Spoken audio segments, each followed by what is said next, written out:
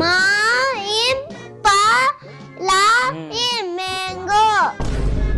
அடுத்து தீரா. டேய் இது என்னன்னு படிச்ச படி? மா இம் பா லா இம். சேர்த்து படி. மேங்கோ. மேங்கோவா? அப்ப இத படி. தீரா இட்சை கிரேப்ஸ். படிக்கிறியா இல்ல டிரான்ஸ்லேட் பண்றியாடா? படிக்கிறப்ப தெரியலையா?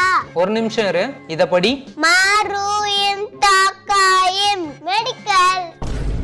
மெடிக்கலா? மெடிக்கல் பா. அன்னைக்கு கூட உனக்கு டேப்லெட் தலை வலிக்குதுன்னு வாங்கணுமே. இன்னைக்கு கூட தான்டா எனக்கு தலை வலிக்குது.